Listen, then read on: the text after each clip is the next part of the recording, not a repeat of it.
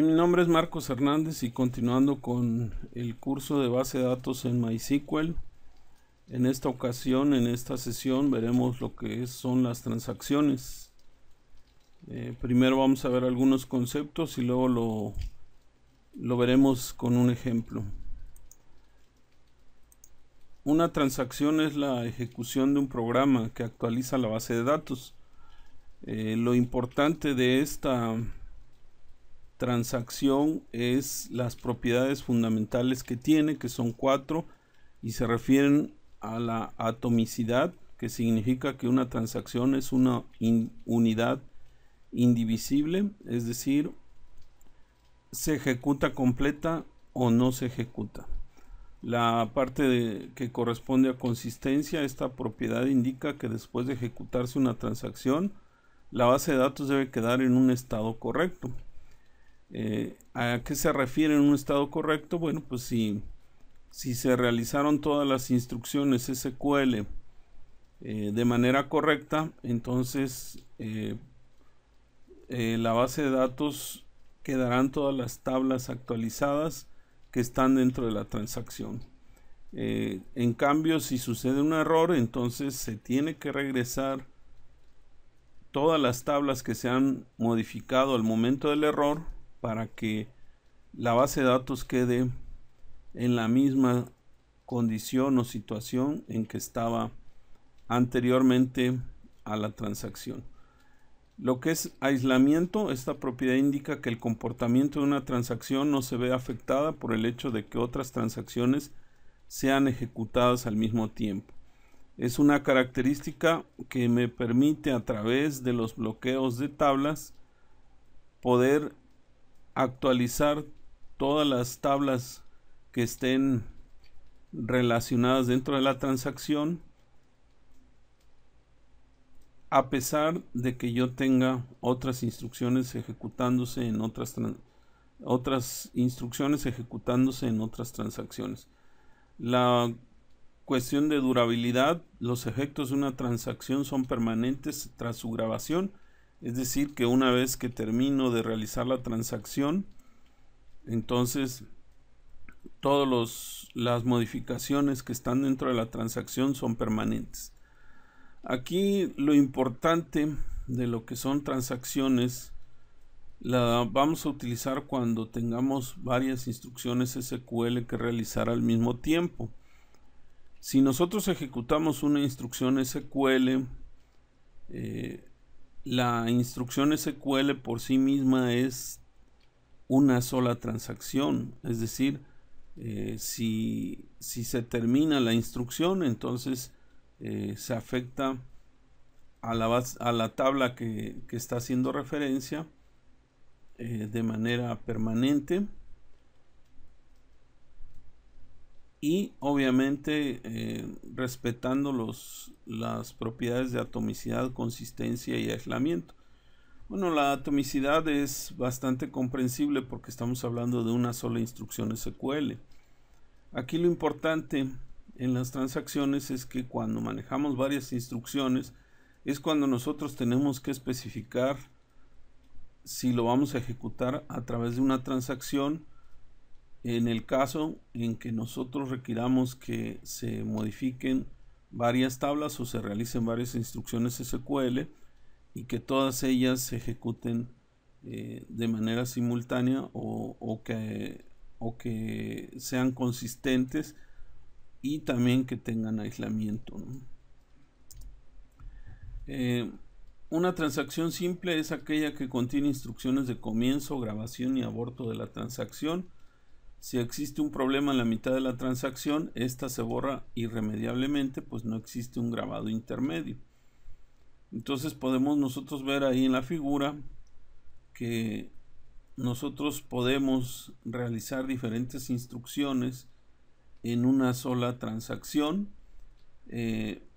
Obviamente lo realizamos a través de instrucciones en SQL. De inicio de transacción ejecutamos la primera instrucción y luego la segunda instrucción. En el caso, por ejemplo, de que exista una falla del sistema, como lo muestra el diagrama, y esta sucede después de que la transacción 1 se realizó y antes de realizar la transacción 2, entonces en ese momento existe una cancelación de la transacción automática, y lo que provoca es que se regresen los valores a como estuvieron al inicio de la transacción. En este caso, la transacción 2 no se llega a ejecutar. Ahí no hay ningún problema porque no se realizó la instrucción 2. Pero ¿qué pasa con la instrucción 1? Bueno, en el caso de que haya una falla del sistema y haya una cancelación de la transacción, o lo que se llama un rollback, entonces la transacción 1 que había afectado a una o varias tablas, entonces tendrá que regresar a su valor inicial como estaba antes de la transacción de manera automática. Eso es lo que nos permite el manejo de transacciones, y aquí el objetivo es que yo establezca un inicio de transacción y un final de transacción a través de instrucciones de SQL.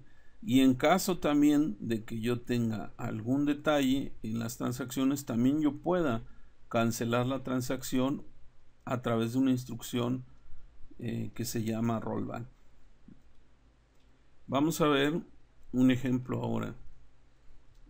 Me paso al MySQL Workbench que he estado utilizando. Si recordamos, tengo una cadena de conexión que se llama inventarios 2, y ahí es donde tengo toda la información de mis tablas. En este esquema que hemos estado manejando, yo tengo una tabla que se llama ventas y otra que se llama detalle ventas. Este es un ejemplo bastante común que se da en los desarrollos de sistemas en donde se requiere de manejo de transacciones. No voy a guardar una venta sin su detalle de venta. Tengo que asegurarme que las dos tablas sean afectadas cuando estoy agregando una venta. Entonces, ¿cómo lo hago? Pues a través de transacciones. La instrucción que me sirve para iniciar una transacción es Start Transaction. Es la primera instrucción que yo tengo. Entonces, de esa forma yo me aseguro que hasta que no haya una instrucción commit, no queden permanentes los cambios de las instrucciones SQL que estoy ejecutando.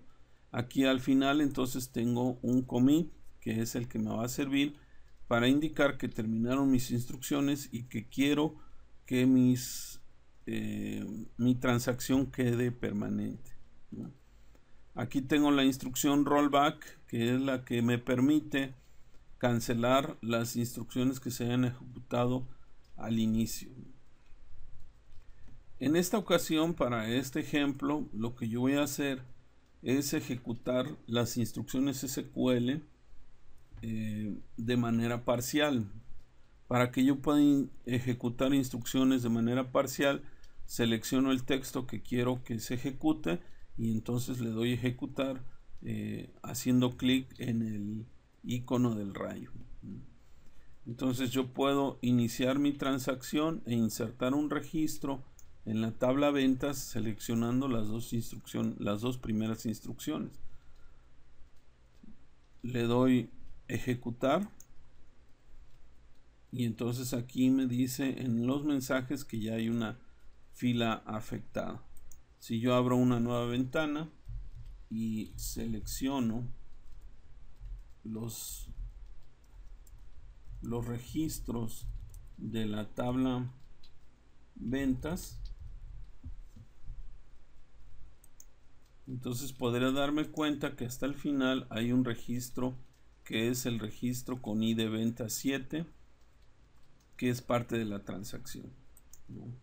Entonces aquí, si se dan cuenta, el insert into ventas me agrega un registro cuyo ID ventas es igual a 7.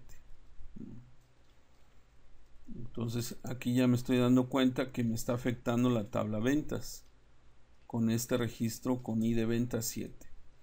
¿Qué pasa si yo cancelo la transacción a través de una instrucción rollback? ¿Cómo lo hago? Seleccionando el texto y ejecutando solamente el texto seleccionado, en este caso la instrucción rollback. Entonces me dice que fueron 0 filas afectadas y yo puedo ir a checar a mi tabla ventas cuáles son los registros que existen, y si se dan cuenta, el registro 7 desapareció. ¿Sí?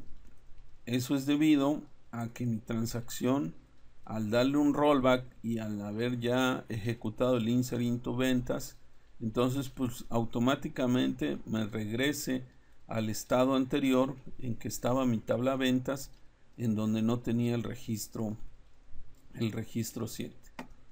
¿Sí? Vamos a ejecutar ahora las 3 instrucciones, la de inicio de transacción y la inserción en ventas y detalle de ventas, y me dice que fueron una fila afectada.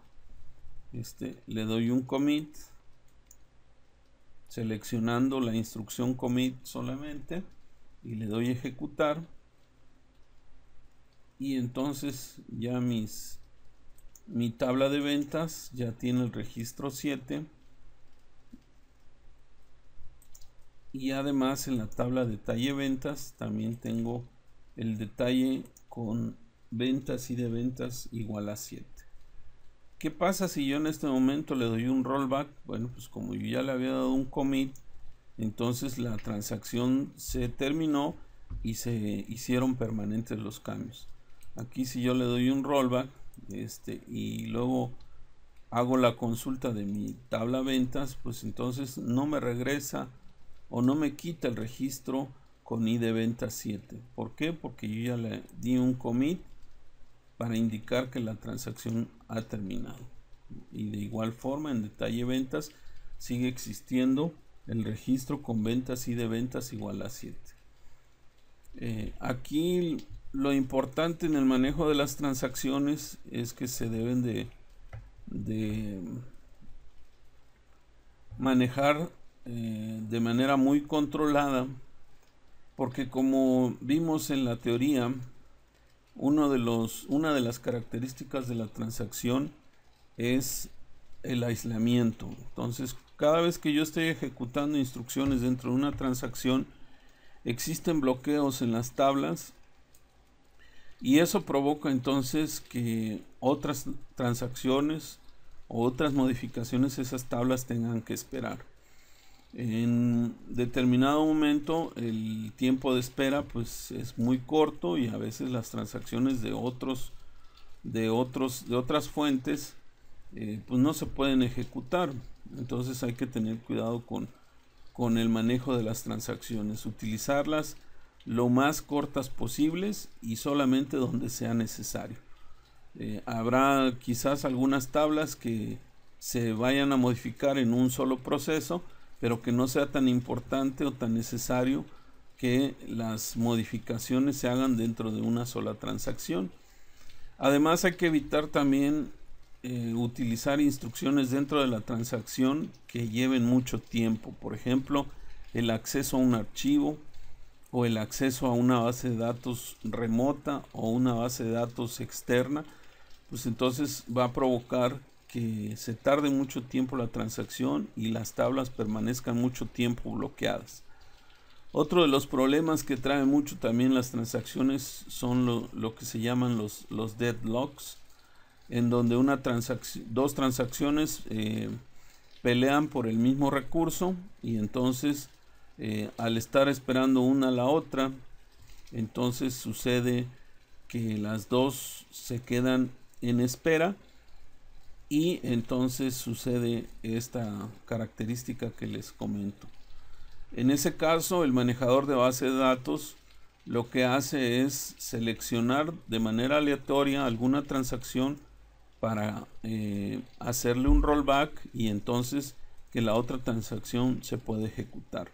Entonces, para evitar los deadlocks o los bloqueos entre tablas, para evitar también que que las tablas permanezcan mucho tiempo bloqueadas, entonces hay que tratar de hacer las transacciones lo más pequeño posibles y no agregar instrucciones que no sean necesarias dentro de la transacción que puedan retrasar la ejecución de ella.